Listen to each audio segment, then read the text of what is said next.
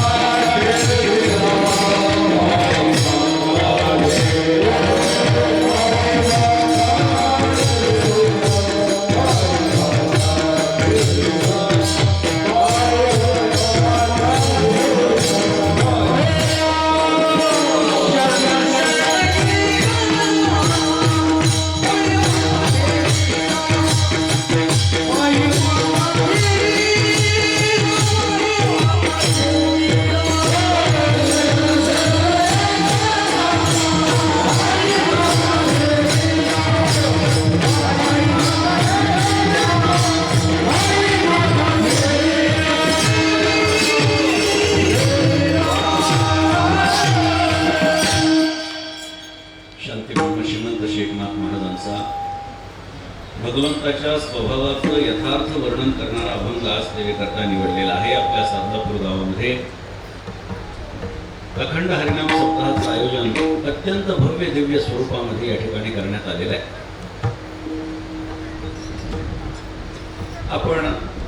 आम्ही या ठिकाणी आल्याच्या नंतर अत्यंत हृदय असं स्वागत केलं.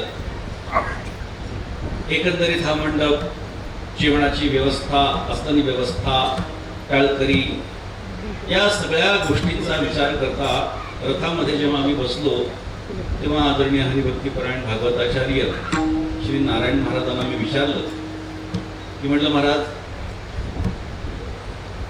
या गावचा हा सुवर्ण महोत्सवी वर्षाचा सप्ताह आहे का? कारण एखाद्या गावच्या सुवर्ण महोत्सवी सप्ताहाच्या सारखं, शताब्दी वर्षासारखं, तपपूर्ती सोहळ्यासारखं स्वरूप या कार्यक्रमाला मला जाणवलं. बऱ्याच ठिकाणी जेव्हा असं काही विशिष्ट वर्ष असतं त्यावेळी अशा भव्य दिव्य कार्यक्रमाचं आयोजन करण्यात येतं. मात्र महाराजांनी सांगितलं की नाही, हा गावच्या कोणत्या विशिष्ट वर्षाचा सोहळा नाहीये, तर एका कुटुंबाने आयोजित केलेला हा सोहळा. मला आनंद यासाठी वाटला, कुटुंबाने आयोजित सोहळा केलेला ही गोष्ट चांगली आहे, बरी आहे, पण त्यातही एका कुटुंबाने हा कार्यक्रम आयोजित केलेला असतानाही ग्रामस्थांनी, पंचक्रोशीतल्या लोकांनी लावलेली उपस्थिती ही माझ्यासाठी जास्त महत्वाची आहे. आणि एवढ्या मोठ्या प्रमाणामध्ये आपण या कार्यक्रमासाठी उपस्थित राहिला. आणि पहिला दिवस श्री व्यंकट देवीदासराव खोडगिरे आणि त्यांचे सुपुत्र श्री प्रमोद व्यंकटराव खोडगिरे यांच्या आयोजनामध्ये हा कार्यक्रम या ठिकाणी ठेवलेला. साधारणतः एखाद्या कुटुंबाला अशा प्रकारचा कार्यक्रम करण्यासाठी मोठे कष्ट घ्यावे लागतात. मात्र आपण हा गावचा कार्यक्रम आहे या भावनेनं हा कार्यक्रम आयोजित केलेला असल्यामुळे इथे अत्यंत उत्साह पाहायला मिळतोय. तरुण सुद्धा मोठ्या संख्येने उपस्थित आहेत. ही सुद्धा या सप्ताहाची एक जमेची बाजू आहे. साधारणतः आपल्याकडे पैसा असला की तो खर्च करावासा वाटत नाही. तुकाराम महाराजांचं प्रमाण आपल्याला सर्वांना माहिती असते. जोडोनिया धन उत्तम व्यवहारे उदास विचारे वेच करी. उत्तम व्यवहारानं धन कमवायचं आहे, पण हल्ली परिस्थिती अशी आहे की उत्तम व्यवहारानं सामान्य लोकांना धन कमवताच येत नाही असं म्हणतात. त्यामुळे उदास विचारानं वेच करण्याचा प्रश्नच निर्माण होत नाही. मात्र तरी देखील या परिसरामध्ये महाराष्ट्रातल्या कानाकोपऱ्यातल्या वक्त्यांना बोलावून एक चांगलं कार्य या निमित्तानं घडलेलं आहे. आणि हे निश्चितच स्मरणात राहणारं हे कार्य आहे. मला महाराजांनी सांगितलं की हा परिवार सगळा नांदेडला राहतो, मात्र तिथून या पद्धतीच्या कार्यक्रमाचं आपल्या गावामध्ये आयोजन करणं ही अत्यंत जमेची बाजू आहे, चांगली बाजू आहे. आणि म्हणून त्या निमित्तानं आपल्याला अनेक वक्त्यांचं वक्तव्य या ठिकाणी श्रवण करायला मिळणार आहे, कीर्तन श्रवण करायला मिळणार आहे. या कार्यक्रमाच्यासाठी आयोजकांच्या वतीनं हरिभक्तीपरायण नारायण महाराज पालमकर यांनी मला संपर्क केला आणि आज या ठिकाणी पहिल्या दिवसाच्या कीर्तनाच्या सेवेला आज उपस्थित आहे. खरं तर त्यांचं आमचं काही पारमार्थिक नातं जरी असलं तरी व्यावहारिक पण काही नातं आहे. ते दूरचं जरी असलं तरी त्या नात्यापेक्षा आमचं पारमार्थिक नातं जरा जास्त जवळच आहे. आणि त्यामुळे महाराष्ट्र भूषण ही चांगली पदवी त्यांना पुण्यामध्ये एका संस्थेतर्फे प्रदान करण्यात आली. असे परिसरातली सगळी मंडळी, आदरणीय कुलकर्णी महाराज या ठिकाणी, अनेक मंडळी या ठिकाणी सुद्धा या परिसरातली वारकरी संप्रदायातली महनीय मंडळी या ठिकाणी उपस्थित आहेत. आज पहिला दिवस असल्यामुळे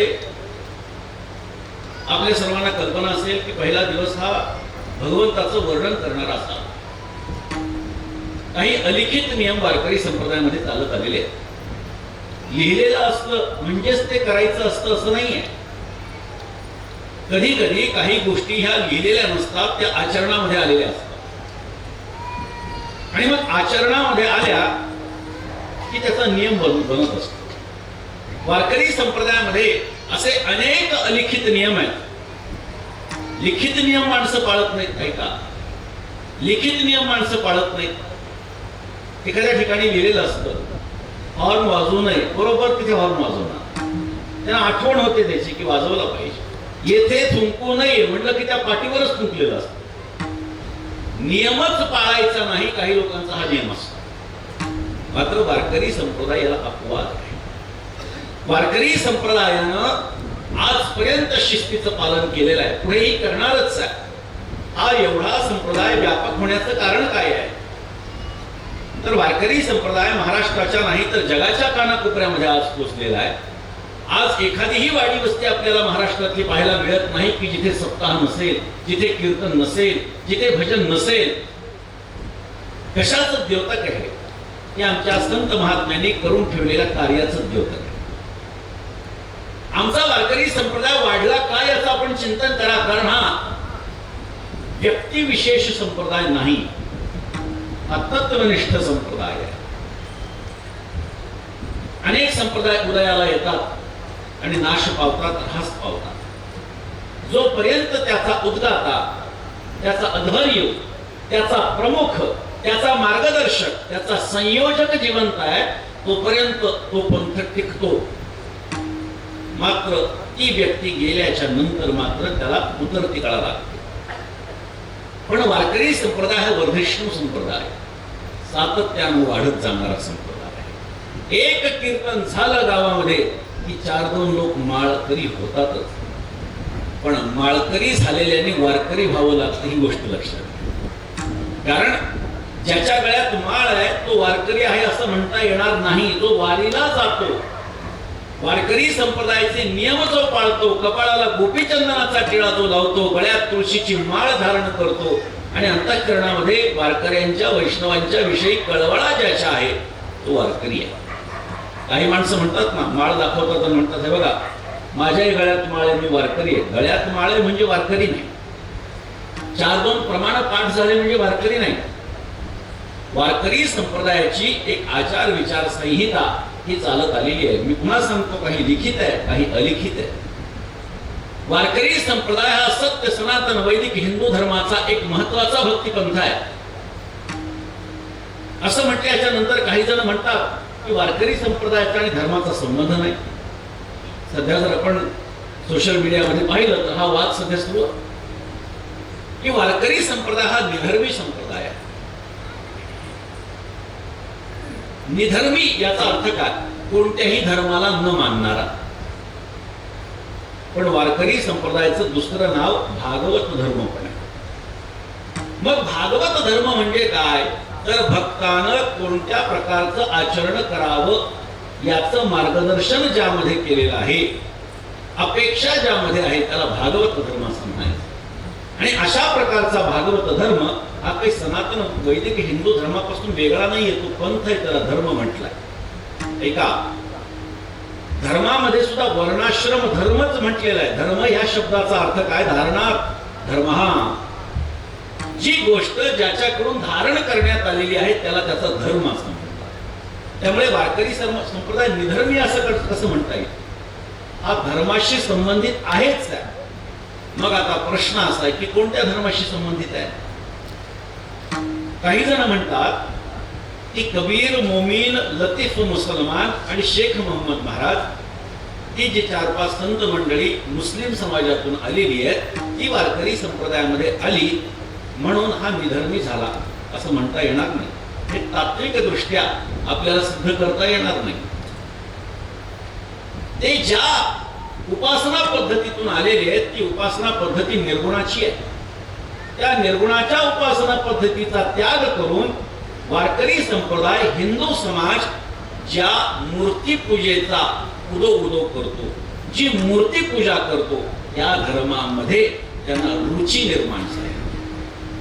त्या मूर्तीचं नामस्मरण करण्यामध्ये त्यांना रस निर्माण झाला आणि म्हणून वारकरी संप्रदायाकडे ही मंडळी आकृष्ट झाली. आजही अनेक मुस्लिम कीर्तनकार वारकरी संप्रदायामध्ये आहेत जे भगवंताचं नामस्मरण अत्यंत श्रद्धेने करतात. वारकरी संतांचं तत्वज्ञान हे अत्यंत सेवाभावी वृत्तीनं लोकांपर्यंत पोहोचवतात. त्यांना तुम्ही विचारा की तुम्ही ज्या पांडुरंगाचं नाव घेता तो पांडुरंग तुम्हाला मान्य आहे का मान्य नाही? मान्य आहेच म्हणून नामस्मरण करतायत, म्हणून कीर्तन भजन करतायत. मग मूलतः त्यांच्या धर्माचा जर विचार केला तर त्यांच्या धर्मामध्ये तर मूर्तीपूजा त्याज्य. याचाच अर्थ असा की आमच्या देवतेच्या संबंधानं अंतःकरणामध्ये प्रेम निर्माण झालं, भक्ती निर्माण झाली आणि म्हणून वारकरी संप्रदायाकडे ही मंडळी आकृष्ट झाली. आता वारकरी संप्रदाय हा विशाल मनाचा संप्रदाय आहे. हा कोणताही संप्रदाय मान्य करेल. आज अनेक पंथाचं एकत्रीकरण म्हणजे वारकरी संप्रदाय आहे. अनेक महात्मे हे वारकरी संप्रदायामधून लोकांपर्यंत पोहोचलेले आहेत. मी नेहमी सांगतो की वारकरी संप्रदायाचं पोट फार मोठं आहे म्हणून तो म्हणतो यारे यारे लहान थोर याती भलते नारी नर सगळाच येथे आहे अधिकार, पण कशाचा? कलियुगी उद्धार हरीच्या नामे. बर, आता फक्त अर्धवट प्रमाण देऊन चालणार नाही की सगळाच येथे आहे अधिकार, पण कशाचा अधिकार आहे? कलियुगी उद्धार हरीच्या नामे. हरी कोणाची देवता आहे? हिंदूंची देवता आहे. नामस्मरण कोणत्या धर्मामध्ये सांगितलेलं आहे? हिंदू धर्मामध्ये सांगितलेलं आहे. जो पांडुरंग परमात्मा विटेवरती विराजमान आहे, जो वारकरी संप्रदायाचा जो आराध्य दैवत आहे, तो पांडुरंग परमात्मा नेमका कोण आहे? कुंडलिकाच्या भावार्था गोकुळीहुनी झाला येता, गोकुळीहून तो येता झाला पंढरपुरामध्ये. आता गोकुळामध्ये कोण होतं? तर भगवान श्रीकृष्ण होता. भगवान श्रीकृष्ण कोण आहे? तर महाविष्णूचा 8वा अवतार आहे. महाविष्णू कोणत्या धर्मामध्ये उपासित केला जातो? त्याची उपासना कोणत्या धर्मामध्ये होते? हिंदू धर्मामध्ये होते. हे सांगण्याचं तात्पर्य असं आहे की आपल्यासारख्या अत्यंत श्रद्धावान भाविकांना या गोष्टी माहिती असतात, याचं उत्तर देता यावं. इथे सगळ्या धर्मांना आदराचं स्थान निश्चितच आहे, निश्चित आदर स्थान आहे. मात्र आमची उपासना पद्धती ही पूर्वापार चालत आलेली आहे. आमचा वारकरी संप्रदाय आणि त्याचा आद्य वैष्णव हा भगवान महादेव आहे. मग महादेव कोण आहे? कोणाचं दैवत आहे? सनातन वैदिक हिंदू धर्माचं दैवत आहे. आणि त्यामुळे अशा या विशाल वारकरी संप्रदायाला आज कुठेतरी गालबोट लागता कामा नये. आपल्याकडे याची उत्तरं माहिती असावीत आणि म्हणून या संबंधानं मी थोडंसं बोललो. परभणी जिल्हा किंवा नांदेड जिल्हा आणि एकूणच मराठवाड्याचा जो भाग आहे हा एकनाथ महाराजांच्या भावार्थ रामायणावरती विशेष प्रेम करणारा हा परिसर आहे. भावार्थ रामायणाच्या लक्ष्मण शक्तीचे कार्यक्रम या ठिकाणी मोठ्या प्रमाणामध्ये होतात. पूर्वीच्या काळामध्ये महाराज ते अंगावरती पोतडे वगैरे घालून ती मंडळी श्रीराम जय राम जय जय राम करत यायची. आता तो प्रकार मात्र कमी झाला. हे दुर्दैवाने आपल्याला मान्य करावं लागणार आहे. पण आम्हाला आठवत आहे पैठणला जेव्हा दिंड्या यायच्या तेव्हा कोणीतरी हनुमानाचा वेश घ्यायचं, कोणीतरी रामाचा, कोणीतरी लक्ष्मणाचा वेश घेऊन त्या दिंडीमध्ये यायचं आणि तो आनंद आम्ही उपभोगायचो. पण ठीक आहे, आता पुढची पिढी त्याला मुकलेली आहे, परंतु लक्ष्मण शक्तीचे कार्यक्रम सुरू आहे, ही त्यातल्या त्यात आनंदाची बाब आहे. आणि विशेषत्वाने मी पुन्हा सांगतो की परभणी आणि बीड जिल्ह्यामध्ये विशेषत्वानं भावार्थ रामायणाची उपासना ही आपल्याला पाहायला मिळते. म्हणून या पालम तालुक्यामध्ये, पालम शहराच्या या परिसरामध्ये अत्यंत सुंदर आणि असा देखणा हा कार्यक्रम महोत्सव या ठिकाणी आपण संपन्न करत आहात, ही अत्यंत आनंदाची बाब आहे. मी आपल्याला सांगत होतो की आमच्याकडे आलेलं धन हे आम्ही योग्य पद्धतीनं वापरलं पाहिजे, त्याचा विनियोग चांगला केला पाहिजे. कारण समाजामध्ये अशी काही माणसं आहेत ज्यांच्याकडे भरपूर प्रमाणात धन आहे पण हातातून सुटत नाही. काय आहे, असं म्हटलं जातं, ज्याच्याकडे पैसा आहे त्याच्याकडे दानत नाही आणि ज्याच्याकडे दानत आहे त्याच्याकडे पैसा नाही. ज्या माणसाकडे पैसा नसतो त्याला काय वाटतं, मी सुद्धा फार मोठा सप्ताह केला पाहिजे, मी केला असता, माझ्याजवळ जर पैसे असते ना तर मी सगळ्या पंक्ती एकट्याच घेतल्या असत्या, गावचा अख्खा सप्ताह मी एकट्याने केला असता.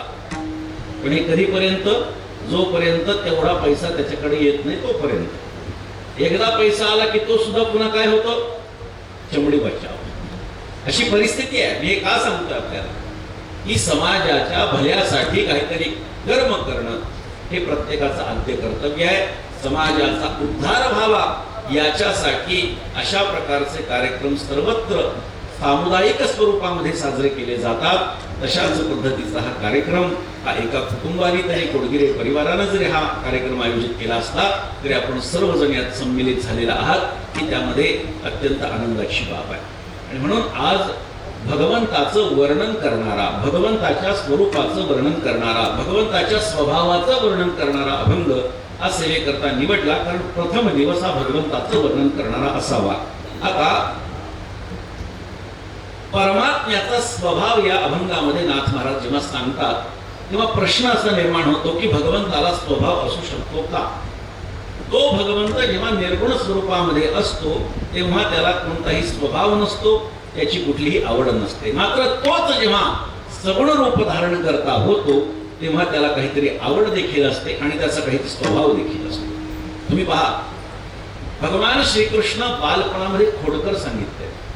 पूर्ण आपण जर भागवत वाचलं तर त्याच्यामध्ये दशमस्कंधामध्ये विशेषत्वानं भगवंत किती खोडकर आहे त्याच्या घोड्यांचं वर्णन संतांनी तर मोठ्या प्रमाणामध्ये केलेलं आहे.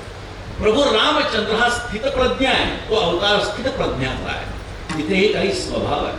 परशुरामांचा स्वभाव हा क्रोधिष्ठ आहे.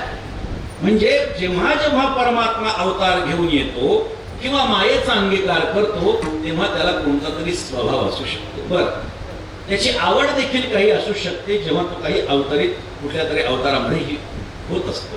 जेव्हा तो गणपतीचं रूप घेऊन येतो त्याला मोदक आवडतात, जेव्हा देवीचं रूप घेऊन येतो त्याला रोडगा आवडतो, तिला रोडगा आवडतो, जेव्हा कृष्णाचं रूप घेऊन येतो तेव्हा त्याला लोणी आवडतं. म्हणजे निर्गुणामध्ये कोणत्याही प्रकारची आवड निवड नाही आणि कोणत्याही प्रकारचा स्वभाव नाही. मात्र तोच स्वभाव, तीच आवड जेव्हा तो सगुणामध्ये परमात्मा येतो तेव्हा ती आपल्याला आवड आपल्याला पाहायला मिळते, तो स्वभाव आपल्याला पाहायला मिळतो. आता परमात्म्याचा स्वभाव हा अनेक संतांनी वेगवेगळ्या पद्धतीनं मांडून ठेवला आहे. जेव्हा जनाबाईंसारखी भक्त देवावर नाराज होते तेव्हा स्वभावाचं वर्णन करते, धुंद झाला तुझा दरबार. पूर्ण अभंग आपण ऐका, वाचा, म्हणजे आपल्याला लक्षात येईल. काय सांगितलं, पुण्यवंत पाताळ लोकी नेला दरिद्री तो भाग्यवंत केला. पूर्ण अभंग वाचा. भगवंताला एक प्रकारे भगवंताची निंदा नालस्तीच त्याच्यामध्ये केली. भगवंताच्या एका प्रकारे स्वभावाचंच वर्णन केलंय की तू चांगल्या लोकांना वर येऊ देत नाहीस आणि वाईट लोकांना तू उच्चासनावरती बसवतोस. अशा पद्धतीचा निषेध देखील जनाबाईंनी करून ठेवलेला आहे. जनाबाईंचा तो अधिकार आहे, आपला तेवढा अधिकार नाही. त्यामुळे आपण भगवंताच्या समोर कायम नतमस्तक असावं. आता भगवंताच्या स्वभावाचं अनेक संतांनी अनेक प्रकारे वर्णन केलेलं आहे. एकनाथ महाराजांनी ज्या पद्धतीचं वर्णन परमात्म्याचं केलेलं आहे ते वर्णन व्यावहारिक स्वभावाचं केलेलं नाही. भक्तांच्या संबंधानं भक्तांचा उद्धार व्हावा, त्यांच्या काळजीपोटी जी जी क्रिया परमात्म्याच्या माध्यमातून झालेली आहे आणि त्या क्रियेचा स्वभाव महाराजांनी वर्णन केला अभंगाच्या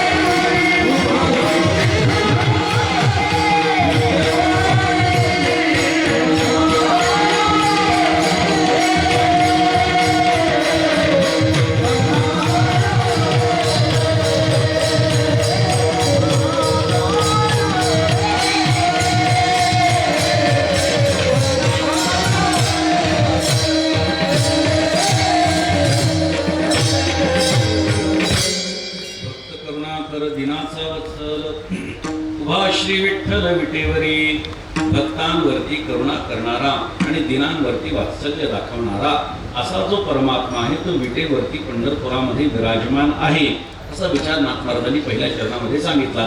आता भक्तांवरती करुणा आणि दिनांवरती वात्सल्य हे दोन शब्द जेव्हा नाथ महाराज वापरतात तेव्हा भक्त म्हणजे दीन नाही आणि दीन म्हणजे भक्त नाही ही गोष्ट आपल्याला लक्षात येते. आणि कारुण्य बरं का आणि वात्सल्य याच्यामध्ये सुद्धा भेद आहे असा सुद्धा आपल्याला अर्थ याच्यातून लक्षात येतो. आता भक्तांवरती करुणा करणारा असा तो जो परमात्मा आहे तो भक्तांवर करुणा करतो म्हणजे काय करतो याचं चिंतन आपल्याला करायचं आहे. पण भक्त म्हणजे कोण याचं चिंतन आधी झालं पाहिजे. मी पुन्हा सांगतो परमार्थाची बाह्य लक्षणं ज्याच्याकडे आहेत तो भक्त आहेच असं नाही. अंतर्लक्षण परमात्म्याचं ज्याच्याकडे आहे तो परमात्म्याचा खरा भक्त आहे. म्हणजे उदाहरण देतो, कोणीतरी फक्त भगवी वस्त्र धारण केली म्हणजे संन्यासी जसा होत नाही तसं पांढरं धोतर, पांढरा शर्ट, पांढरी टोपी एवढं सगळं धारण केलं म्हणजे कोणी वारकरी होत नाही. गळ्यामध्ये फक्त माळ आहे म्हणजे कोणी वारकरी होत नाही. म्हणजे बाह्यवेशाचा विचार हा संप्रदायाला महत्वाचा आहेच आहे, पण तो इतकाही महत्वाचा नाही की त्याने अंतर्वेश बाजूला पडला. पुन्हा सांगतो ऐका, वैष्णवांच्या विषयी अंतःकरणामध्ये कळवळा असावा ही भूमिका, भगवंताच्या विषयी निरतिशय श्रद्धा भक्ती असावी आणि संतांच्या चरणापाशी बसून राहण्याची मानसिकता असावी. या तीन गोष्टी जर असतील तर तो वारकरी सांप्रदायिक आहे असं म्हणायला हरकत नाही.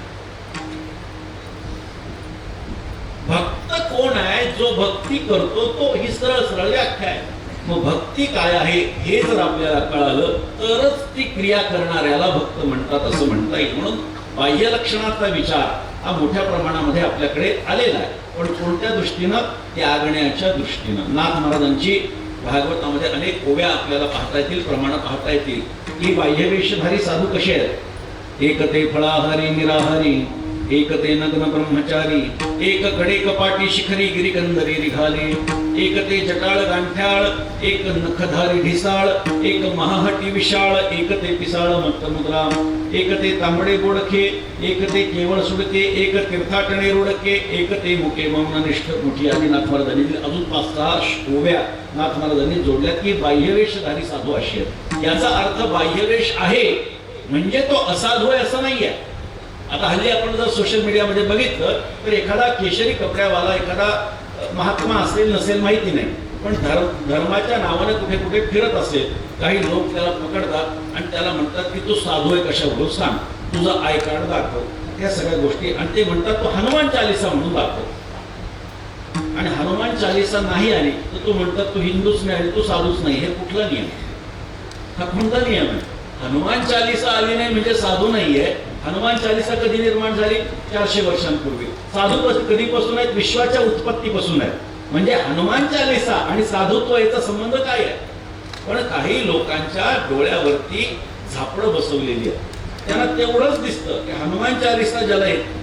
मग वारकरी तसं बघायचं म्हटलं तर ज्याला हरिपाठ पाठ आहे तो वारकरी. चला असं जर आपण म्हणलं की तुम्ही जर साधू स्वतःला म्हणवता तर हरिपाठ म्हणून दाखवा, माऊलींचा म्हणून दाखवा, नाथ महाराजांचा म्हणून दाखवा. नाही, अशी व्याख्या करता येणार नाही.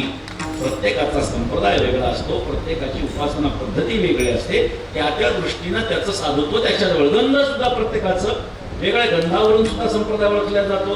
आता वारकरी सांप्रदायिक माणसं मनाला वाटेल तसं गंध लावतात, हा भाग वेगळा. काय कोणी मुक्का लावतं, कोणी अष्टगंध लावतं, कोणी कुंकू लावतं, हल्ली हल्ली हळद लावेल, पुढे अजून कुठला रंग येईल ते लावत बसतील. काही सांगता येत नाही वारकरी संप्रदायाचं. सांगितलं काय? गोपी चंदन तुळसी माळ गळा गोपी चंदन तिळा,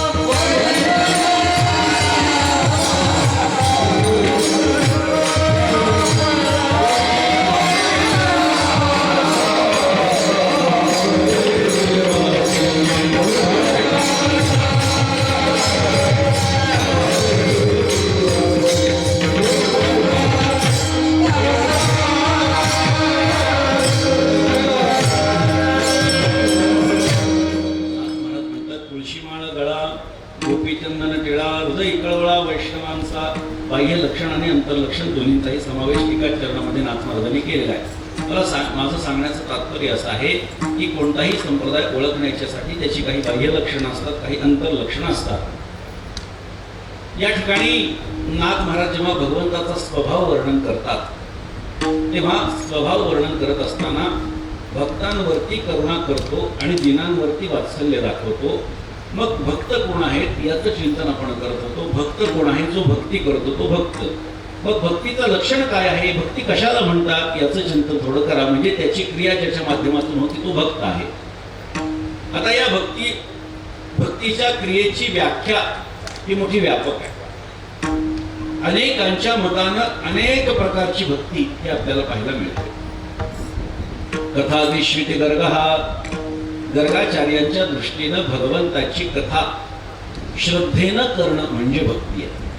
आत्मरत्य विरोधिनी ती शांडिल्य हा आत्मस्वरूपाच्या व्यापाराचा त्याग करून परमात्म्याच्या चरणी चित्त स्थिर करणं शांडिल्य ऋषींच्या दृष्टीनं भक्तीचं लक्षण आहे.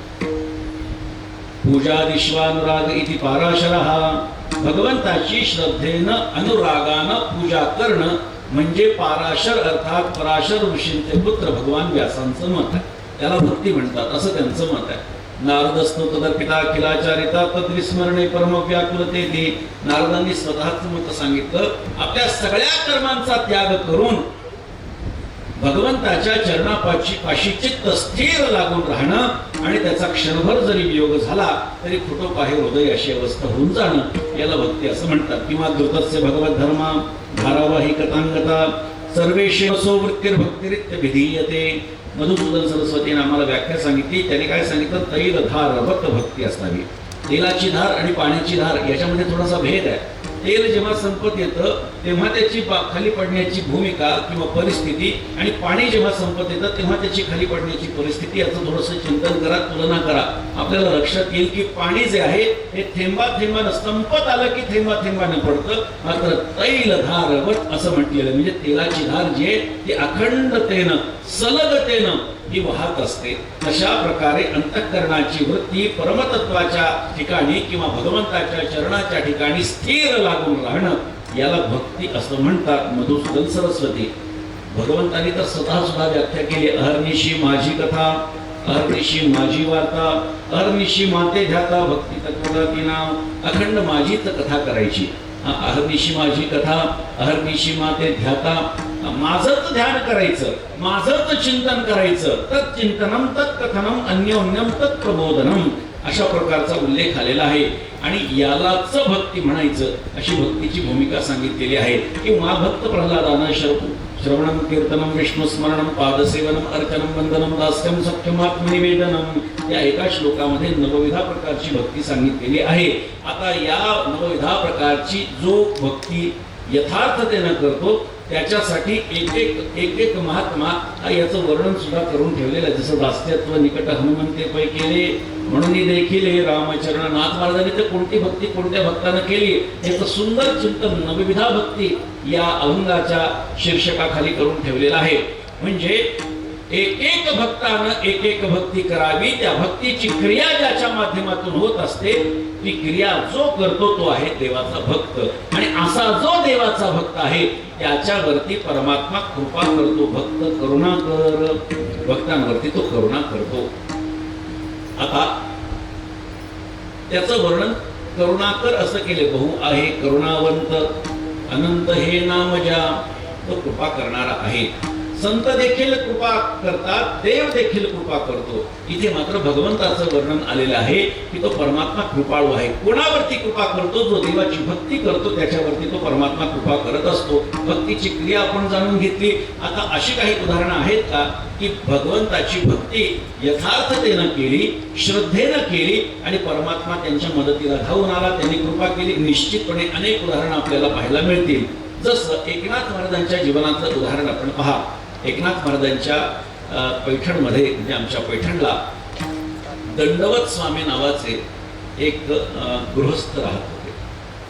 त्यांची अवस्था अशी होती की चराचरामध्ये आता त्यांना परमात्मा दिसू लागला होता.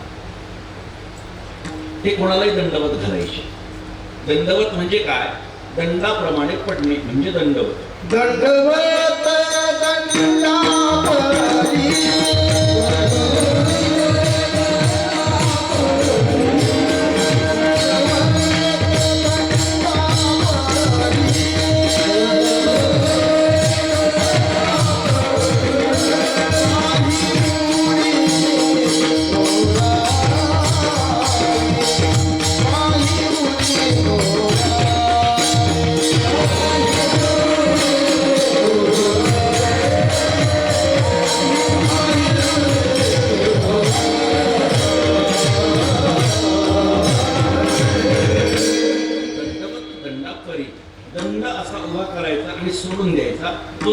कुठेही न वागता खाली पडतो तशा पद्धतीचा नमस्कार म्हणजे दंडवत. साष्टांग हा सुद्धा प्रकार वेगळा. पादव हस्तव जाननी द्वे पुरश्चात ललाटकम अष्टांगेन स्पृशेत भूमीम साष्टांगे प्रणतिष्ठ सा. काय सांगितलं शास्त्रामध्ये? पादव हस्तव, दोन पाय, दोन हात, जाननी द्वे, जाननी म्हणजे गुडघे, दोन गुडघे, पुरश्चात पोट, ललाटकम कपाळ, अष्टांगेन स्पृशेत भूमी, या 8 अंगानं भूमीचा स्पर्श केला आणि नमस्कार केला, त्याला काय म्हणायचं? साष्टांग दंडवत म्हणायचं. अशी वेगवेगळ्या प्रकारची नमनं येतं का? कसं नमन करावं याचं सुद्धा काही शास्त्र सांगितलेलं आहे. आता बरीच जण जर त्यांच्या नमनाची पद्धत बघितली तर मोठं हसायला येतं. काही जण गाडीवरून बसल्यानंतरच असं करतात. काही तर नवीनच प्रकार असं करतात. काय म्हणजे आपण काय भक्ती करतोय का देवाची मजा घेतोय काही कळत नाही. बघा तुम्ही, काय ह्या आपल्याकडे माणसं काय करतील याचा नियम नाही. चराचरात परमात्मा आहे, सगळीकडे दर्शन घ्या, हरकत नाही, तो विषय नाही. पण दर्शन घेण्याची पद्धती आहे. दोन्ही हात जोडले पाहिजेत, आपली मान खाली वाकल्या गेली पाहिजे आणि ज्याच्या संबंधानं आपल्या अंतःकरणात पराकोटीची श्रद्धा आहे त्याला नमन करत असताना शास्त्रकारांनी सांगितलं की अशा पद्धतीचे हात जोडायचे आणि नख सुद्धा समोर त्याला दिसू द्यायचे नाही. ही त्याच्या संबंधानं व्यक्त केलेली परमोच्च कोटीची भावना आहे असं त्याचं स्वरूप सांगितलंय. मला जास्त याबद्दल सांगण्याचं पुन्हा काही कारण नाही. दंडवत स्वामी कोणालाही दंडवत घालायचे. एक दिवस एक गाढव मेलेलं होतं. गाढव, आता काय असतं आपल्याकडे दुर्दैव असं आहे की एखादा माणूस जर काही वेगळा आचरण करत असेल तर त्याची खिल्ली उडवण्याची पद्धत आपल्याकडे चालत आहे. त्याचा अधिकार काय आहे माहिती नसतो, कारण तेवढी पात्रता नसते. समोरच्याचा अधिकार कळायला सुद्धा पात्रता लागते. समोरची व्यक्ती मोठी आहे हे कळायला सुद्धा आपल्या अंतःकरणात थोडं मोठं पण पाहिजे. आपली तेवढी पात्रता पाहिजे की समोरच्याला आपल्याला मोठं म्हणता आलं पाहिजे. बरं, मोठा असेल तर त्याला निश्चित मोठं म्हणावं, लहान असेल तर मोठं म्हणण्याचं कारण नाही. पण तरी काही माणसं खिल्ली उडवायची. आता गाढव मेलेलं दिसलं आणि दंडवत स्वामींना सांगितलं, ओ स्वामी घाला याला दंडवत. मेलेल्या गाढवाला दंडवत स्वामींनी दंडवत घातलं आणि आश्चर्य असतं की ते गाढव जिवंत झालं, उठून बसलं, उठून उभा राहिलं. ही बातमी वाऱ्यासारखी पैठणमध्ये पसरली. एकनाथ महाराजांच्या पेक्षा सुद्धा कुठेतरी थोर महात्मा पैठणमध्ये असा आलेला. वास्तविक ते पैठणमध्येच राहत होते. मात्र पैठणमध्ये राहत असताना सुद्धा एकनाथ महाराजांची भक्ती त्यांची अंतःकरणामध्ये होती. ते भक्ती करायचे. नाथ महाराजांचे शिष्य होते दंडवत स्वामी. आणि त्या दंडवत स्वामींनी दंडवत घातल्यानंतर जेव्हा ते गाढव उठून बसलं तेव्हा चर्चा अशी सुरू झाली की नाथ महाराजांचं काहीच नाही याचा चमत्कार. नाथ महाराजांचा चमत्कारापेक्षा हा चमत्कार मोठा आहे. मेलेला गाढव जिवंत झालं. सगळीकडे बातमी पसरली आणि दंडवत स्वामी विचार करू लागले हे काहीतरी अघटित घडलंय. आता आपल्या सद्गुरूंची शरणागती महत्वाची. लक्षात घ्या, जेव्हा जेव्हा आपल्या जीवनामध्ये कोणत्याही प्रकारचं संकट येतं तेव्हा सद्गुरूंची शरणागती महत्वाची आहे. नाथ महाराजांच्याकडे दंडवत स्वामी आले संध्याकाळच्या वेळी आणि सांगितलं, महाराज मी दंडवत घातलं आणि गाढव जिवंत झालं. नाथ महाराजांनी सांगितलं, आता तुम्हाला चराचरामध्ये परमात्म्याचं दर्शन दिसू लागलं, होऊ लागलं. आता तुम्ही मुक्त झालेला आहात. आता खऱ्या अर्थानं तुम्ही मुक्त झालेला आहात असं दंडवत स्वामींना सांगितल्याच्या नंतर दंडवत स्वामींनी सांगितलं, पण महाराज मग आता असं जर गाढवाला दंडवत घातल्यानंतर गाढव जिवंत झालं ही बातमी जर का तत्कालीन मुस्लिम समाजाच्या त्या अधिकाऱ्यांपर्यंत पोचली, राजापर्यंत पोचली तर मला घेऊन जातील आणि सांगतील एखादा माणूस मेला, घाल याला दंडवत. दंडवत घातलं की जिवंत होतोय समोरचा प्राणी. असं जर होऊ लागलं तर कसं व्हायचं? नाथ महाराजांनी विचारलं, मग तुमचं म्हणणं काय आहे? तेव्हा त्यांनी सांगितलं की महाराज आपण मला समाधी द्या, कारण सकाळपर्यंत जर मला समाधी दिली नाही तर कदाचित यवन मला घेऊन जातील. माझा उद्धार करा. जीवनामध्ये जी गोष्ट प्राप्त करायची आहे ती प्राप्त झालेली आहे. मुक्त अवस्था जर मला प्राप्त झाली आहे तर आता मला जगण्याची काही इच्छाच नाहीये. माझं सगळं कर्म संपलेलं आहे. नाथ महाराजांनी तातडीने त्याला होकार दिला आणि गाढेश्वराच्या ठिकाणी समाधीसाठी खड्ड तयार केलं आणि त्यांना समाधी दिली. समाधी दिल्याच्या नंतर दुसऱ्या दिवशी पहाटे लोकांना ही बातमी कळाली की एकनाथ महाराजांनी रात्रीतूनच दंडवत स्वामींना समाधी दिली. लोकांनी अफवा पसरवली की एकनाथ महाराजांच्या पेक्षा याचं नाव मोठं होऊ लागलं म्हणून नाथ महाराजांनी तर असं काही केलं नसेल. महात्म्यांवरती आक्षेप घेणारी माणसं कमी नाही. जो महात्मा आहे, जो मोठा आहे, त्याला लोक नाव ठेवत असतात. लक्षात घ्या, फळ नसलेल्या झाडाला कोणी दगड मारत नसतं. ज्या झाडाला फळ असतं त्यालाच दगड मारत असतात. नाथ महाराजांना सारखं बोलू लागले. नाथ महाराजांनी सांगितलं दंडवत स्वामींची अशी इच्छा होती. ऐकायला तयार नाही. त्या स्थानावरती सगळेजण गेले आणि गाढेश्वराच्या परिसरामध्ये गेल्याच्या नंतर न्याय असा करण्यात आला की महादेवाच्या पिंडीसमोर जो दगडी नंदी आहे, त्या नंदीनं जर का एकनाथ महाराजांच्या हातचा चारा खाल्ला तर एकनाथ महाराज खरं बोलतायत, नाही तर खोटं बोलतायत. याला म्हणतात चित भी मेली पट भी मेली. म्हणजे काय भूमिका सामान्य लोकांची काय की दगडी नंदी कुठं चारा खात असतो का?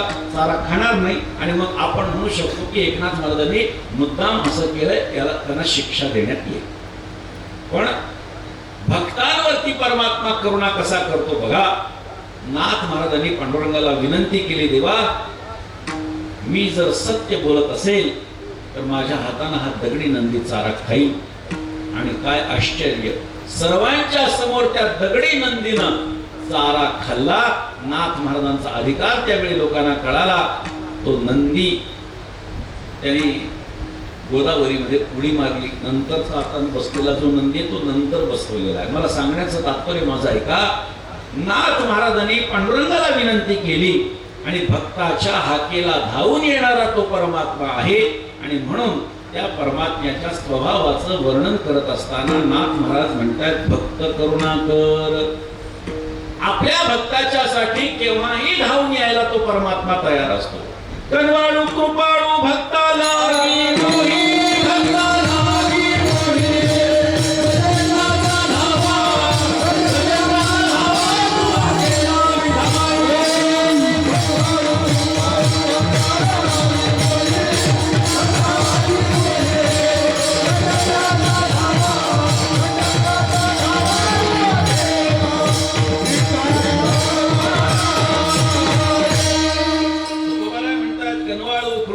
भक्ता लागी मोही.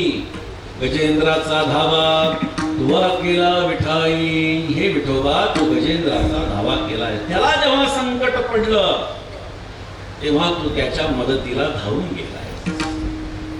ऐका, वर्षानुवर्ष भक्ती करत असेल एखादी व्यक्ती म्हणजे तो भक्ती करतो असं नाही. क्षणभर जरी घडली तरी त्याला महत्व आहे. आपल्या साथीदारांसह गजेंद्र जलक्रीडा करण्याकरता एका तलावात गेला. भागवतामध्ये वर्णन. गजेंद्र मोक्ष पाण्यामध्ये जायचं, अंग ओलं करायचं, पाण्यानं सोडल्यामध्ये पाणी घेऊन काही जण बाहेर जायचे, अंगावर माती उडवायची, पुन्हा पाण्यात जायचे. त्या सरोवरामध्ये एक नक्र राहत होता, म्हणजे मगर. तो नक्र विचार करू लागला, हे सरोवर माझं आहे. मला न विचारता हा गजेंद्र आला, आपल्या साथीदारांना आणलं, माझं पाणी गढूळ करू लागलाय, याला जरा समज द्यावी लागेल. म्हणून समज देण्याकरता तो नक्र गजेंद्राकडे जाऊ लागला आणि दुर्दैवानं त्या गजेंद्राचा पाय त्या नकराच्या अंगावर पडला. तो चवताळला. तो विचार करू लागला, माझ्या या सरोवरामध्ये येऊन मला तुडवण्याची हिंमत. त्याने कडाडून चावा त्या गजेंद्राच्या पायाला घेतला. जोरदार पकड त्याच्या त्या जबड्याची. बाकीचे धावून आले हत्ती. आपला नेता आहे, जावं लागेल. प्रयत्न केला पण सुटता सुटेना. गजेंद्र तो पशु आपते मोकलेला, आपतानी त्याचा त्याग केला. गजेंद्राला वाईट वाटू लागलं. ज्याला आपण मोठं केलं, ज्याला वनामध्ये गजराज म्हणून अधिकार प्राप्त करून दिला, आज मला जेव्हा त्यांची गरज पडली तेव्हा माझा त्याग केला. काही हरकत नाही, मी एकटा लढेन असा गजेंद्राने विचार केला. आणि दोघांची लढाई सुरू झाली. लढाई म्हणजे काय, नक्र पाय सोडायला तयार नाही आणि गजेंद्र पाय सोडवून घेण्याचा प्रयत्न करू लागला. हीच दोघांची लढाई. मोठे प्रयत्न सुरू झाले.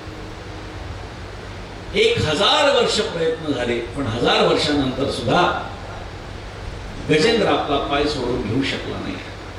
शेवटी गजेंद्रानं विचार केला की बस आता माझी शक्ती संपली आहे. लक्षात घ्या, पाणी हे स्थान त्या नक्राचं आहे, म्हणून त्याची ताकद जास्त आहे. नक्र हा हत्तीच्या तुलनेनं शक्तिवान नाही. वर्णन असं आलेलं आहे भागवतामध्ये, तो नक्र जर का पाण्याच्या बाहेर आला असता तर कुत्र्याने सुद्धा त्याला फाडून खाल्लं असतं. पण पाणी हे स्थान त्या नक्राचं आहे, म्हणून नक्राची शक्ती, त्याचं बळ जास्त ठरलं आणि आपल्या जबड्यातून तो काय पाय सोडेना. गजेंद्राच्या लक्षात आलं, या संकटातून मला भगवंताच्या शिवाय दुसरं कोणीही सोडवू शकणार नाही. एक कमळ उगवलेलं होतं, आपल्या सोंडेमध्ये त्यांनी ते घेतलं आणि परमात्म्याकडे फेकलं. सोंतस्सरस्रुबलेन गृहीत आर्तो दृष्ट्वा दुरत्मतिं उपात्तचक्रम् उत्क्षिप्य साम्बुजकरं गिरमाः कृच्छ्रात् नारायणाखिल गुरु भगवन् नमस्ते. हे देवा, ये आणि माझं रक्षण असेल जो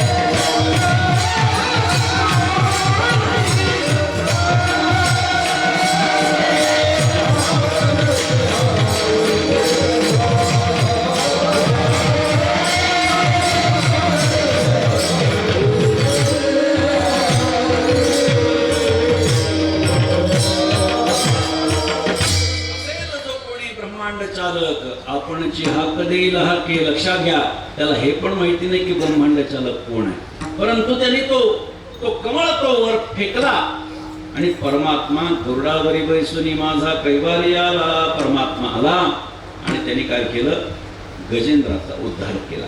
इथपर्यंत भागवतामध्ये वर्णन आहे, ऐका, इथपर्यंत भागवतामध्ये वर्णन आहे. पण पुढचं वर्णन हे नामदेवरायांनी प्रथम केलंय आणि नंतर एकनाथ महाराजांनी केलंय. पुढे काय झालं, गजेंद्राचा जेव्हा उद्धार झाला तेव्हा तो नक्र असं म्हणू लागला, देवा कुठून आलास तू? वैकुंठातून आला. कोणासाठी? गजेंद्रासाठी. या गजेंद्राच्या साठी वैकुंठातून आलास? तो काय कारण आहे? त्यांनी सांगितलं, गजेंद्र माझा भक्त आहे. अच्छा, म्हणजे भक्ताच्या उद्धाराची तुला एवढी काळजी आहे? निश्चित आहे.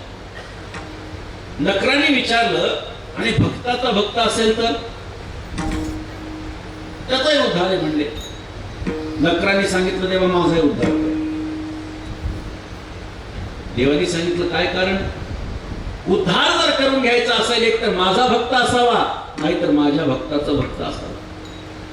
पण नारायण महाराज कदाचित तो मागच्या जन्मी वकील असावा. त्यांनी सांगितलं, देवा गजेंद्र जर तुझा भक्त आहे ना, तर तुझ्या भक्ताचे पाय मी 1000 वर्ष पकडलेले आहेत. आणि भक्ताचे पाय पकडणाऱ्याला जर का तू नरकामध्ये टाकत असेल तर जगभर दिंडोरा पिटवून सांगेल की भक्ताचे पाय कोणी धरू नका, कारण भगवंत त्याला नरकात टाकतो. आपल्याकडे एक म्हण आहे हिंदी मधली, नंगे से खुदा डरे. देव सुद्धा अशा नंगट लोकांना घाबरतो. भगवंतानं नकराचा उद्धार केला. आता मला सांगा की नकराचा उद्धार भगवंतानं केला. नकरानं जे गजेंद्राचे पाय धरले होते, भक्तिभावानं धरले होते का? नाही, काही कारण नाही. द्वेषापोटी माझ्या पाण्यामध्ये येतो, सरोवरात येतो, साथीदारांना आणतो, पाणी गढूळ करतो, माझ्या अंगावर पाय देतो. अद्दल घडवली पाहिजे म्हणूनच घडलेला समाधान. बर, आता गजेंद्र तरी देवाचा भक्त होता का? तो तर जलक्रीडा करण्याकरता आला होता. मात्र ज्या क्षणामध्ये त्याच्या अंतःकरणामध्ये भगवंताच्या संबंधानं भक्ती निर्माण झाली की मला या संकटातून भगवंताशिवाय कोणी तारू शकत नाही, त्या क्षणापुरतं संतत्व त्याच्या ठिकाणी निर्माण झालं आणि म्हणून तो परमात्मा आला. भक्तांवरती तो परमात्मा करुणा करतो. विठ्ठल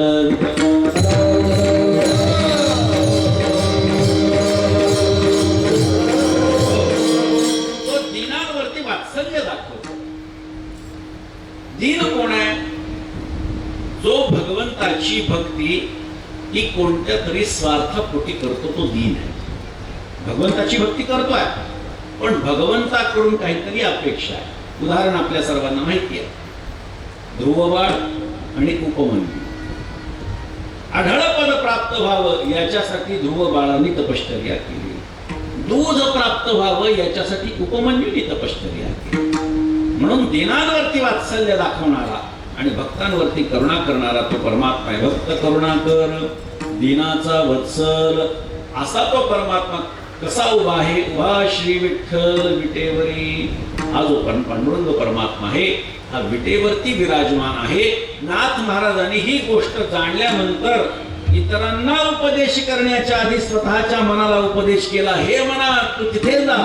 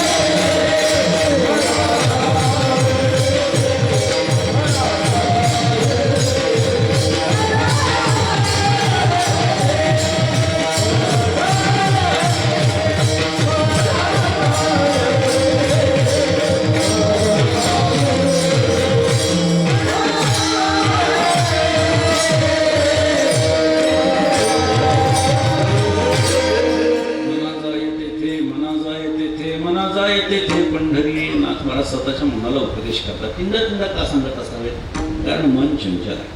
म्हणून चंचल मनाला समजावून सांगण्याच्यासाठी वैचारिक बैठक त्याची पक्की व्हावी याच्यासाठी, ते मन इतरत्र कुठे भटकू नये याच्यासाठी नाथ महाराज तीनदा तीनदा सांगतात, मना जाये तेथे, मना जाये तेथे, मना जाये तेथे पंढरी आहे. मन चंचल येते, क्षणात एक विचार करतं, क्षणात दुसरा विचार करतं. त्याच्यासारखी दुसरी चंचल गोष्ट फक्त लक्ष्मीच आहे. चंचल गोष्टी तर 10 आहेत. मा मनो मधुको मेघो मद्यप्यो मर्कटो मरुत मक्षिका मत्कुणो मत्स्यो मकारा दशचंचल. या 10 चंचल गोष्टी सांगितलेल्या आहेत. पण दुसरा क्रमांक मनाचा लागतो.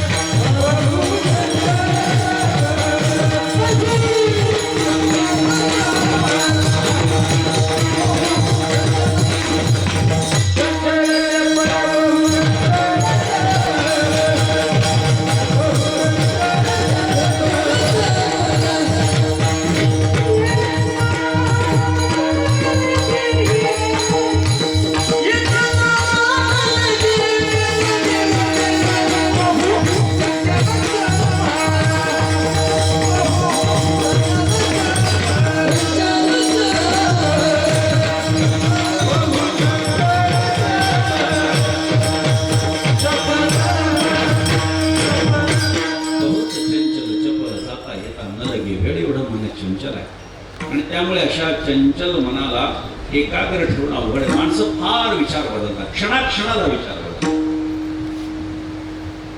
पण लक्षात घ्या, आपण किती जरी गोष्टीमध्ये बदल करण्याचा प्रयत्न केला तरी कर्मानुसार जे व्हायचं तेच होतं. लक्षात घ्या, आपण किती माणसं चंचल होतात, कधी असं ठरवतात, कधी म्हणतात नाही असं नाही असं करू, नंतर म्हणतात नाही असं नाही तसं करू. पण काही जरी ठरवलं तरी जे व्हायचं ते होणारच. एक माणूस मोठा चिकट स्वभावाला, कंजूष, कधी कोणाला पैसा द्यायचा नाही, कोणी काही मागितलं काही द्यायचं नाही, पडू नये घरामध्ये पैसा पण कधी सत्कार्याला द्यायचा नाही. पण दुसऱ्याकडचं काही फुकट मिळालं तर मात्र पुढे. रस्त्यानं चालला आणि त्याला एक खजुराचं झाड दिसलं ज्याच्यावरती पिकलेली खजूर होती. त्याने असा विचार केला, आजूबाजूला कोणी दिसत नाहीये, या जागेचा मालक दिसत नाहीये, या झाडाचा मालक दिसत नाहीये, खजूर पिकलेले दिसत आहेत, हे खजूर आपण खाऊ म्हणजे आज दुपारी जेवण्याची गरज नाही, फुकट मिळतात. Sir sir sir sir sir sir वर चढला. पहिले विचार केला की खिशामध्ये भरू, खाली येऊ आणि मग खात खात जाऊ. पण नंतर विचार केला की खाली येईपर्यंत मालक आला तर चंचलता बघा, विचार किती बदल. खाली येताना मालक आला तर मग काय करू, आपण वरच्या वरच खाऊ आणि मग खिशामध्ये भरून घेऊन जाऊ, फुकट मिळतात. पोटभर खाल्ले, खिशामध्ये भरले. खाली उतरू असा विचार केला तर त्याच्या लक्षात आलं त्याच्या अपेक्षेपोटी आपण किती उंचावर आलोय. हातपाय थरथर कापू लागले. म्हटलं पडलो तर मेलो, पडलो तर मेलो, संकट आहे. आता कोण आठवतं संकटात? देव. देव आठवला, लगेच नवस बोलून मोकळा. काही जणांना सवय असते की संकट आलं की नवस बोलून मोकळं आणि काम झालं की तितक्याच वेळेत नवस विसरून नाही मोकळे. पाय थरथर कापू लागले, लटलट कापू लागले. म्हणला देवा मला नीटपणे खाली उतरू दे. 1000 ब्राह्मण जेव घाली. 1 रुपया सुद्धा कोणाला न देणारा याच्या तोंडून निघालं, नीट जर खाली उतरलो तर 1000 ब्राह्मण जेव घाली. थोडा जीव आला, थोडा खाली आला, विचार करू लागला 1000 ब्राह्मण जरा जास्तच बोललो. 751. अजून थोडा खाली आला, 501. अजून खाली आला 251, अजून खाली आला 101, अजून खाली आला 51, 21, 11, 7, 5, 3 आणि खाली उडी मारताना म्हणला 1 ब्राह्मण जीव घाली. आता म्हणला देवाला शब्द दिलाय, पाळावा लागेल. पण कंजूषपणा बघा, तो विचार करू लागला इथंच थांबू, एखादा लुकडा सुकडा ब्राह्मण दिसला की त्याला बोलू म्हणजे कमी खाईल. आता लुकडी माणसं कमी खातात हा फार मोठा गैरसमज आहे, फार मोठा गैरसमज आहे. बरं, जाड माणसं जास्त खातात हा सुद्धा गैरसमज आहे, ही गोष्ट लक्षात घ्या. तो विचार करू लागला एखादा ब्राह्मण असा येईल तुझं लुकडा सुकडा असेल आणि त्याला आपण जेवायला घेऊन जाऊ म्हणजे कमी खाईल. उभा राहिला, बरीचशी ब्राह्मण समोरून गेली. म्हणलं हा नको जास्त खाईल, हा नको जास्त खाईल. एक लुकडा ब्राह्मण दिसला. म्हणला इकडे काय, म्हणजे आमच्याकडे जेवायला येतं का? त्याला आश्चर्य वाटलं, सगळं गाव ओळखायचं याला. म्हणला पुण्य फळले बहुता दिवसा, भाग्य उदयाचा ठसा. काय म्हणताय?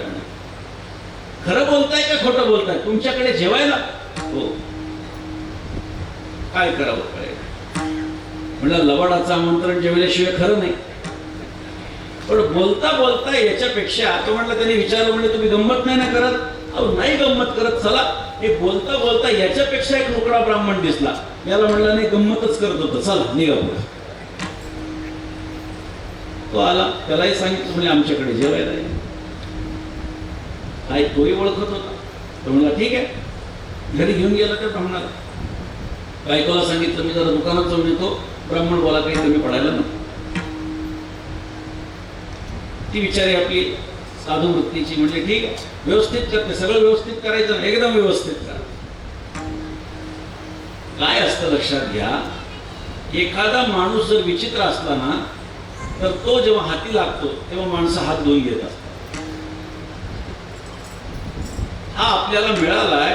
त्या बायकोने बिचाऱ्याने विचारलं की म्हणजे काय करायचं जेवायला. त्यांनी सांगितलं काय नाही, पंचपक्वान्न करा, वाटलं तर अजून एखाद 2 पक्वान्न वाढवा, काय हरकत नाही म्हणजे पोटभर जेवण करून जाणार. त्या बिचाऱ्याने आपला स्वयंपाक वगैरे केला आणि स्वयंपाक केल्याच्या नंतर ताट ठेवू लागले. थांबा थांबा थांबा, काय देवाला नैवेद्य दाखवा. देवाला नैवेद्य, ठीक आहे नैवेद्य दाखवायला थांबा. काय देवाची दक्षिणा ठेवा, किती 5,000 ठेवा. तिने आपले 5,000 रुपये ठेवले, खिशात घातले, जेवायला बसलं. आता जेवायला बसल्यानंतर पोटभर जेवण झालं. तिच्या नवऱ्याला काही शिल्लक ठेवलं नाही, एवढं सगळं साफ केलं. उठायला तयार नाही. तिने सांगितलं हात धुवायला भांडं आणू का. नाही नाही नाही, हातात हात धुत नसतो म्हणले आम्ही. मग उठायला झालं असेल तर नाही, ब्राह्मणाची दक्षिणा जेवण जर केलं असेल, दक्षिणा ठेवल्याशिवाय ब्राह्मणाचं जेवण पूर्ण होत नाही. दक्षिणा ठेवा, किती 5,000 ठेवा. कितीने ठेवले 5,000. किती झाले 10,000 झाले. आता निघाले, महाराज निघाले. निघाल्याच्या नंतर म्हणले, तिने विचारलं काही व्यवस्थित झालं. एकदम व्यवस्थित झालं म्हणजे. तो निघून गेला घरी आणि हे आले सेठजी. त्यांनी विचारलं कसं काय ब्राह्मण जेवले का. ते म्हणले हो. काय काय केलं होतं. त्याला वाटलं आपलं भाजी पोळी काय केलं. काय नाही म्हणले, पंचपक्वान्न केले, 2 पक्वान्न अजून वाढीव केले. त्याचे डोळे गरगरू लागले. म्हणलं इतकं कुठं करायचं असतं का. तिने सांगितलं काही नाही, 10,000 दक्षिणाही दिली म्हणले. बेशुद्ध पडलं, बेशुद्ध पडला. डोळ्यावर पाणी शिंपडलं, तोंडावर उठला आणि गेला ब्राह्मण. ब्राह्मणाच्या घरात गेला, बाया पिया सारून कुठे ब्राह्मण बा, कुठे ब्राह्मण बा. सगळं गाव जमा झालं. आता गाव जमा झाल्याच्या नंतर सगळ्या गावाला खरं तर याची थोडी माहिती होती, तशी या ब्राह्मणांना माहिती. त्याने बायकोला बाहेर पाठवलं आणि तो जेवढ्या आवाजानं बोलू लागला कुठे ब्राह्मण, एवढ्याच आवाजानं त्याची बायको म्हणलं यांच्याच घरी जेवायला गेले होते, यांच्याच घरी जेवायला गेले होते. आता त्याला वाटू लागलं हे काय म्हणजे चोराच्या उलट्या बोंबा. एक ते जेवण करून गेले आणि दक्षिणा घेऊन गेले, पुन्हा यांच्याकडे जेवायला गेले. इकडे आहे म्हणले, काय चालू आहे तुमचं. त्यांनी सांगितलं बघा तुमच्याकडे जेवल्यामुळे माझ्या नवऱ्याला त्रास होऊ लागला म्हणजे, विषबाधा त्याला झाली आहे आणि आता पोलिसात कंप्लेंट द्यायला चालली म्हणजे. नाही नाही नाही म्हणले असं करू नका. मग तिने सांगितलं 5,000 द्या. किती झाले 15,000 झाले. 15,000त 1,000 ब्राह्मण जेवले असते. विठ्ठल विठ्ठल. धर्माच्या दृष्टीनं सुद्धा याचा विचार करा. जे करायचं ठरवलं ते कशा ना कशा पद्धतीने तुमच्याकडनं जाणार आहे, ही कर्माची गती आहे, लक्षात ठेवा. मनाची चंचलता हा विचार जरी याच्यामध्ये असला तर याच्यामध्ये कर्माचा सुद्धा विचार आपल्याला करावा लागतो. मन त्याचं सारखं बदलत गेलं पण परिणाम मात्र त्याला साधावाच लागला. त्याला पैसे जेवढे खर्च करायचे तेवढे करावे लागले. म्हणून मनाची चंचलता सांगत असताना आपल्याला मन कुठे स्थिर ठेवायचं हेच कळत नाही. मन कुठे स्थिर ठेवायचं हे कळत नाही. धोका कुठे मारायचा हे ज्याला कळतं तो आयुष्यात पुढे जातो. बरं का. पूर्वीचा काळ होता, एका कंपनीमध्ये एक मोठं यंत्र होतं की त्या यंत्रात काही असं सामान टाकायचं आणि त्याच्यामधून बाहेर येणाऱ्या गोष्टीवर प्रक्रिया होणार आणि मग बाजारामध्ये विकायला जाणार. भरपूर कामगार त्याच्यावर अवलंबून ते यंत्र बंद पडलं. जुना काळ होता. यंत्र बंद पडल्यानंतर प्रत्येकाने आपापल्या पद्धतीने त्याला सुरू करण्याचा प्रयत्न केला. कोणी वायर हलवून बघितलं, कोणी काय अजून काय काय करून बघितलं, पण ते यंत्र काही सुरू होईना. शेवटी ते सगळे कामगार बसलेले, कारण त्याच्यामध्ये ते रॉ मटेरियल टाकल्यानंतर जे बाहेर येणार त्याच्यावर कामगारांकडून प्रक्रिया होणार. त्याच्यातून जर काही बाहेरच येत नाही तर कामगारांना काम नाही, फुकटचा पगार. 2 दिवस झाले, 4 दिवस झाले, नुसताच पगार द्यावा लागतोय. शेवटी मालकाने असा विचार केला, एवढा हजारो रुपयाचा रोज विनाकारण खर्च होऊ लागलाय, प्रोडक्शन तर काही होत नाहीये. ज्यांच्याकडून हे यंत्र आपण आणलं ना त्यांना आपण फोन करून विचारू की हे दुरुस्त होऊ शकतं का. त्याने फोन केला. त्यांनी सांगितलं ठीक आहे मी येतो. जुना काळ, लक्षात ठेवा. त्यांनी सांगितलं येतो. मुंबईहून मला यावं लागेल, 1,000 रुपये लागतील. 1,000 रुपये खूप त्या काळात. 1,000 रुपये लागतील. पण तो विचार करू लागला 1,000. पण पुन्हा गणित केलं की हे कामगारांचा खर्च रोज 1,000 होय, तो करण्यापेक्षा 1,000 जर याला दिले तर परवडतात. त्यांनी सांगितलं या, काही हरकत नाही. तो तंत्रज्ञ आला. त्यांनी मशीन सगळ्या बाजूनी बघितली. मला हातोडा द्या. हातोडा घेतला आणि एका ठिकाणी जोरदार फटका मारला. ते यंत्र सुरू झालं. आनंद झाला साहेबांना. कामगार लगे कामाला लागले. सुरू झालं, याचं नुकसान वाचलं. त्यांनी सांगितलं चला येऊ का म्हणले सेठजी. हो म्हणले या. हा पैसे घेण्याची वाट पाहतो आणि हात जोडून त्याला वाटी लावू लागली. या म्हणजे अहो पैसे द्या ना. आता काम झालंय. आता विचारलं कशाचे पैसे. त्यांनी सांगितलं तुमचं यंत्र सुरू करून दिलं त्याचे पैसे. मालक म्हणू लागला अहो यंत्र सुरू करून दिलं काय केलं तुम्ही. ठोक आता मारला म्हणे. तुम्ही काही मटेरियल त्याला लावलं असतं तर 1000 रुपये ठीक आहे. काय केलं ठोक आता मारला. ठोका मारायचे कुठे 1000 रुपये असतात का. काहीतरी तुम्ही बोलताय. तेव्हा त्या तंत्रज्ञानात उत्तर दिलं ठोका मारण्याचा 1च रुपये घेतोय. ठोका कुठं मारायचा याचे 999. विठ्ठल विठ्ठल.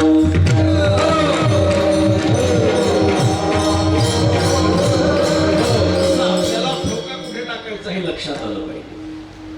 उगाच काहीतरी ठकठक ठकठक करत बसायचं नाही. एकाच ठिकाणी काय करायचं. भक्ती करायची आहे.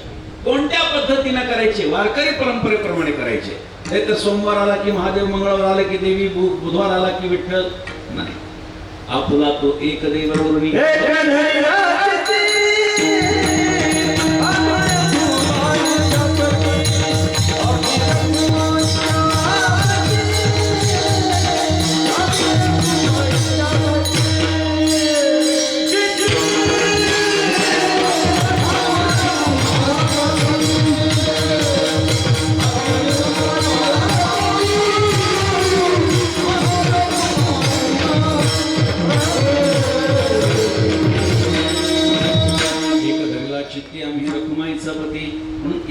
एकाची उपासना करायची.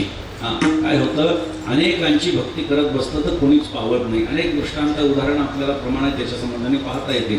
पण आपल्याला पुढे आता आपली वेळ संपलेली आहे. नाथ महाराजांनी सांगितलं भक्त करुणाकर दिनाचा वत्सल उभा श्री विठ्ठल विटेवरी. तो पांडुरंग परमात्मा विटेवर उभा आहे. आता विटेवर कसा उभा आहे. समचरण दृष्टी विटेवरी समचरणानं उभा आहे आणि समदृष्टीनं उभा आहे. समचरण कशासाठी तर भक्तांच्यासाठी. म्हणजे भक्तांच्यासाठी देवाचे चरण सम असावेत आणि समदृष्टी कशासाठी तर भक्त देवाला सम असावेत म्हणून. विठ्ठल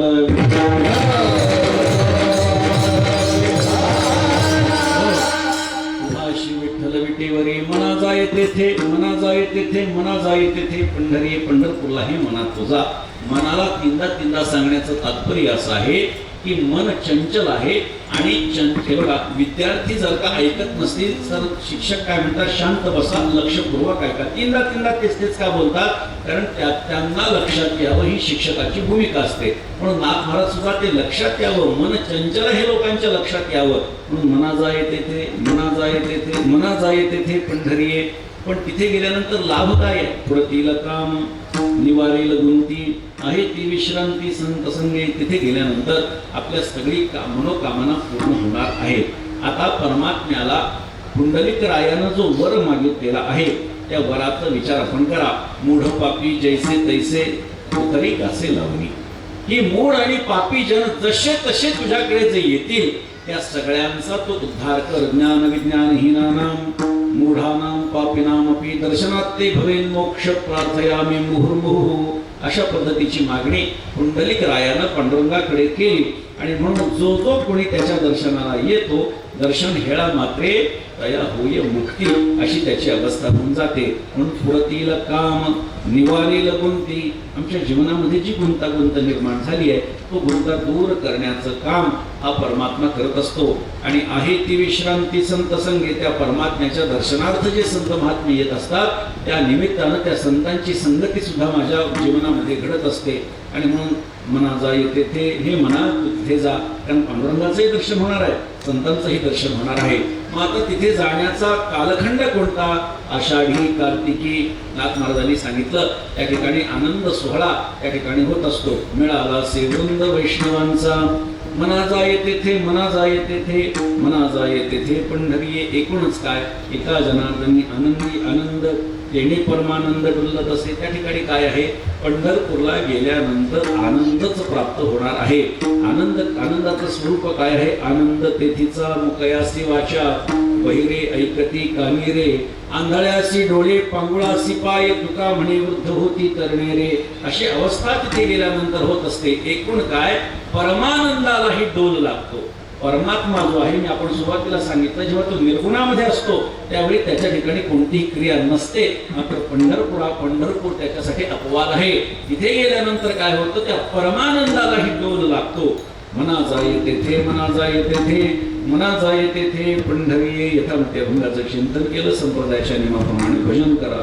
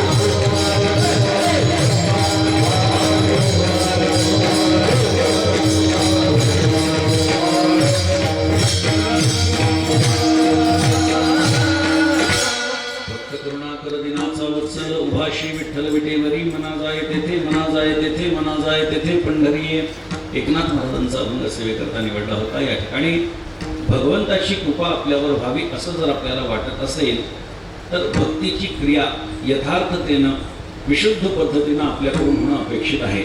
कारण हा सुद्धा एक प्रकारचा व्यापारच आहे.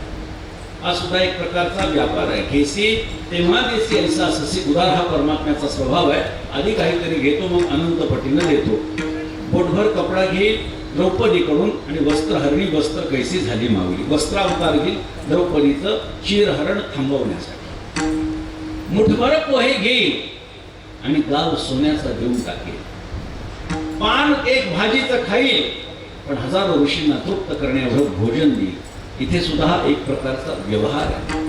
घ्यावं लागतं तेव्हा प्राप्त होत असतं, द्यावं लागतं तेव्हा प्राप्त होत असतं.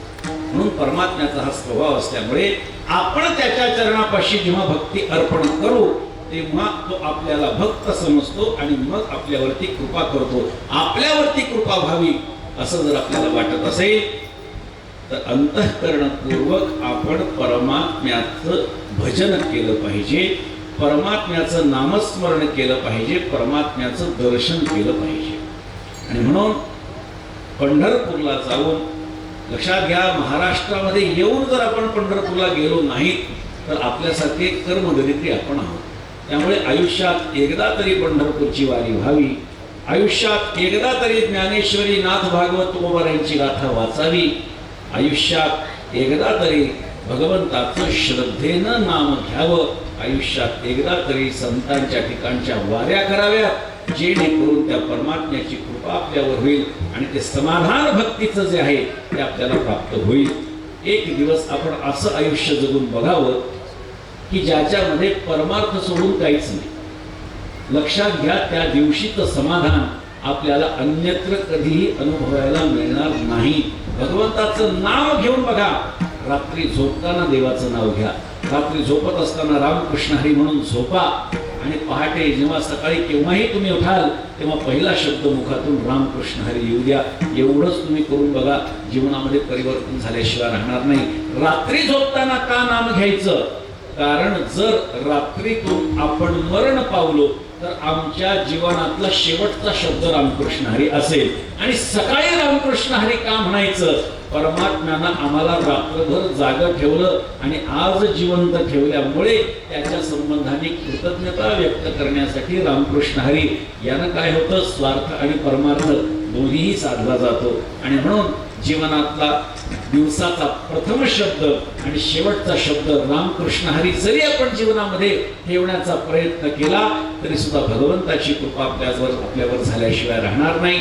असो, यथामती अभंगाचं चिंतन केलं. आपण पैठणला निश्चित येत असाल, नसाल येत तर निश्चित मी आणि निमित्तानं आमंत्रित आपल्याला सर्वांना करतो की पैठणचा एकनाथ षष्ठी सोहळा हा वारकरी संप्रदायातला दुसऱ्या क्रमांकाचा मोठा सोहळा आहे. पंढरपूरची आषाढी वारी 12-13 लाख वारकरी तिथे जमतात. त्या खालोखाल 7-8 लाख वारकरी पैठणच्या नाथषष्ठी यात्रेला जमतात, वारीला जमतात. वारकरी संप्रदायातला दुसऱ्या क्रमांकाचा, पण संतांच्या समाधी सोहळ्याचा विचार केला तर पहिल्या क्रमांकाचा सोहळा हा पैठणमध्ये भरतो. 700च्या वर दिंड्या या पैठणमध्ये येतात. जवळपास वाळवंटामध्ये फड भरणारा एकमेव वारीचं हे स्थान म्हणजे पैठण. पूर्ण वाळवंटामध्ये गोदावरीचं पाणी ओढल्या जातं आणि तिकडे सगळे फड असतात. त्यावेळी आपण एकदा या, कारण मोरोपंतांचं एक फार सुंदर वाक्य आहे. ते म्हणतात, जो एकदा पैठणा सजा यशष्ठी, तो जीवनी कधी न होय कष्टी. जीवनातलं दुःख आम्हाला घालायचं असेल तर आपण पैठणला एकदा तरी आलं पाहिजे. जर आपल्याला नाथषष्ठीच्या गर्दीमध्ये येणं शक्य नसेल तर जीवनामध्ये एकदा तरी नाथ महाराजांच्याकडे यावं, दर्शन करावं, नतमस्तक व्हावं आणि नतमस्तक झाल्याच्या नंतर त्यांना मनोभावे प्रार्थना करावी की नाथ महाराज, तुमच्यासारखं ऐश्वर्य आमच्याकडे नाही, तुमच्यासारखी शांती आमच्याकडे नाही, मात्र तुमची कृपा जर आमच्यावर झाली आणि त्याच्यातला थोडासा जरी प्रसाद आम्हाला प्राप्त झाला, कणभर जरी, एखादा टक्का जरी तुमच्या एवढा ऐश्वर्य आणि शांती आम्हाला मिळाली तर आमच्या जीवनाचं परमकल्याण झाल्याशिवाय राहणार नाही. लक्षात ठेवा, नाथ महाराज तुम्हाला कधीही रिकाम्या हातानं वापस पाठवणार नाही. कारण नाथ महाराजांनी हा भक्तांना दिलेला एक प्रकारचा शब्दच आहे आणि त्याचबरोबर नाथ महाराज बोलतायत तर भगवंताला ते करून घेणंच आहे. कारण ब्रह्मवाक्य जनार्दन हा असं आपल्याकडे म्हटलं गेलेलं आहे.